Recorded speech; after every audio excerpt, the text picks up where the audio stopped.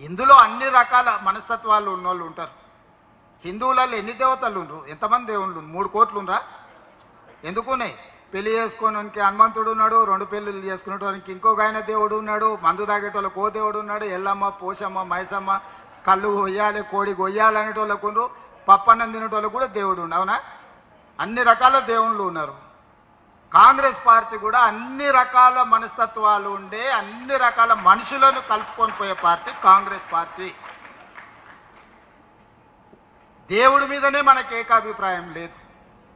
ఒక ఆయన వెంకటేశ్వర స్వామికి మొక్తా అంటే ఒక ఆయన ఆంజనేయ స్వామికి మొక్తా అంటాడు. ఒక ఆయన లేదు లేదు నేను అయ్యప్ప మాలేస్తాను, ఇంకొక ఆయన అంటే లేదు నేను శివమాలేస్తాను, మూడో ఆయన అంటాడు. అవునా? ఇవన్నీ మనం చూస్తున్నాం కదా.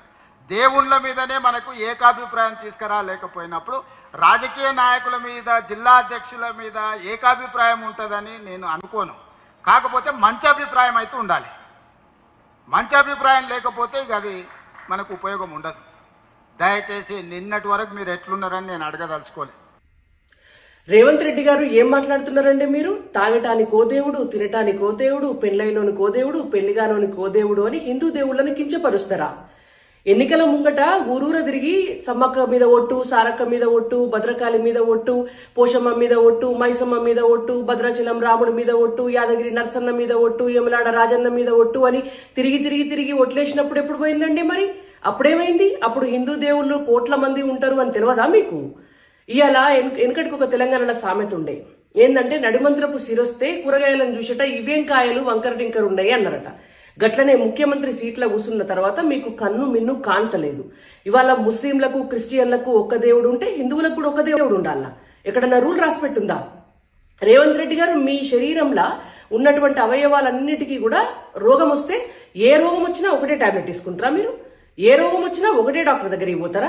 మీ లివర్ ఖరాబ్ అయితే ఇంకో డాక్టర్ దగ్గరికి పోవాలా? మీ గుండె ఖరాబ్ అయితే కార్డియాలజిస్ట్ దగ్గరికి పోవాలి.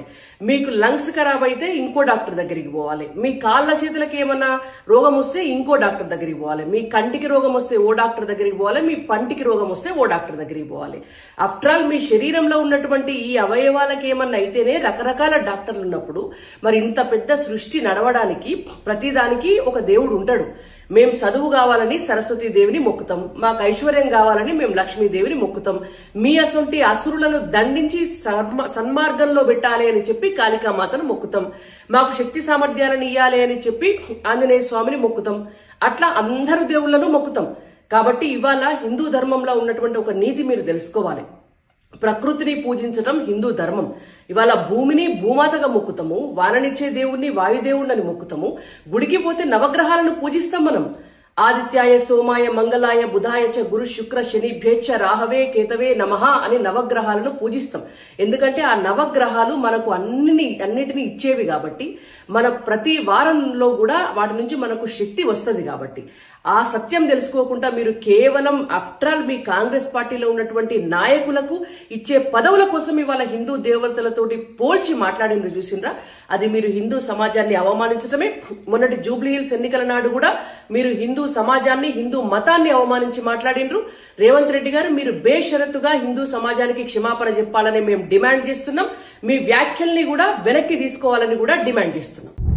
జై శ్రీరామ్. ఇవాళ రేవంత్ రెడ్డి గారి స్టేట్మెంట్ చూస్తే నాకు దిమ్మ తిరిగిపోయింది. హిందూ దేవతలు 3 కోట్లుండ్రా? నాన్ వెజ్కి ఒక దేవుడు, పెళ్లిగానోళ్ళకి హనుమంతుడు, పప్పన్నంకి ఓ దేవుడు, మందుకు ఓ దేవత, ఎల్లమ్మ, పోషమ్మ అని ఎటకారంగా ఇలా మాట్లాడడం జరిగింది. దీన్ని నేను తీవ్రంగా ఖండిస్తున్నా. ఈ యొక్క స్టేట్మెంట్ని హిందూ దేవతలు 3 కోట్లు ఉన్నారని చెప్పి నువ్వు అపహాస్యంగా మాట్లాడితే నువ్వు ఒక హిందూ ద్రోహిగా మేము అనుకోవాల్సి వస్తుంది. రేవంత్ రెడ్డి గారు ఆల్రెడీ మీరు చెప్తూనే ఉంటారు, కాంగ్రెస్ పార్టీ ముస్లింల పార్టీ, ముస్లింలు ఉంటేనే కాంగ్రెస్ పార్టీ అని మీ యొక్క ధోరణి, హిందువులపై మీ యొక్క ధోరణి పలు సందర్భాలలో, పలు బహిరంగ సభలలో చెప్పడం జరిగింది. ఒక అడుగు ముందుకేసి వాళ్ళ దేవీ దేవతలని అపహాస్యం చేసుకుంటూ మరి కించపరిచే విధంగా, మరి ఇవాళ దారుణంగా ఇవాళ ముక్కోటి దేవతలను అవమానపరిచే విధంగా మాట్లాడడం మాత్రము చాలా తప్పుగా నేను భావిస్తున్నా. దీనిపై పోలీస్ శాఖ కూడా సీఎం రేవంత్ రెడ్డిపై కేసు పెట్టాలని, మరి ఇలాంటి ధోరణి ఉంటే మాత్రం మరి ఎందుకు ఓట్లు అడగనీకి బిచ్చమెత్తుకోనికి మా హిందువుల దగ్గరకు వస్తారని నేను ప్రశ్నిస్తున్నా. అలాగే ఇలాగే మీ యొక్క హిందువులపై ధోరణి ఉంటే మాత్రం ప్రజలు మిమ్మల్ని ఒక హిందూ విరోధిగా, హిందూ ద్రోహిగా మరి మిమ్మల్ని చూడాల్సిన పరిస్థితి ఉంటుందని తక్షణమే రేవంత్ రెడ్డి గారు మరి దీనిపై హిందూ సమాజానికి క్షమాపణలు కోరాల్సిందిగా నేను మనవి చేస్తున్నాను, డిమాండ్ చేస్తున్నాను. జై శ్రీరామ్. జై శ్రీరామ్ అందరికీ. ఇంతమందుకు సీఎం రేవంత్ రెడ్డి గారు ఒక సమావేశంలో హిందూ దేవుళ్ళని, దేవతలని కించపరుస్తూ మాట్లాడారు. పెళ్లి కాని వాళ్ళకు ఒక దేవుడు, పెళ్లి అయి 2 భార్యలు ఉన్న వాళ్ళకు ఒక దేవుడు అనుకుంటూ చాలా దేవుళ్ళని, దేవతలను కించపరుస్తూ మాట్లాడారు.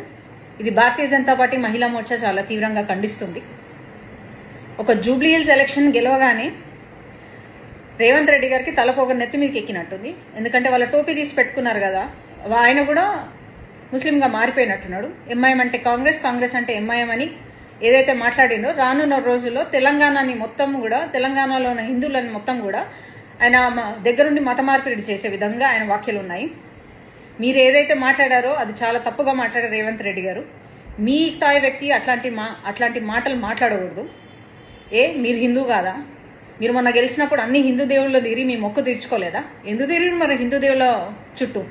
దర్గాలో గెలిచి అక్కడే మొక్కుకోవాల్సింది. ఏదైతే దేవతలను కించపరుస్తూ మాట్లాడారో రేపటి నాడు అదే మహిళలు ఆది పరాశక్తిగా మిమ్మల్ని ఎదిరించే సమయం ఆసన్నమైంది. ఖబర్దార్ రేవంత్ రెడ్డి గారు. హిందువుల దేవతలు గాని దేవుళ్ల జోనికి వస్తే భారతీయ జనతా పార్టీ చేతులు ముడుచుకొని కూర్చోదు, మీకు తగిన గుణపాఠం చెప్తుందని ఈ సందర్భంగా తెలియజేస్తున్నాను. జై శ్రీరామ్.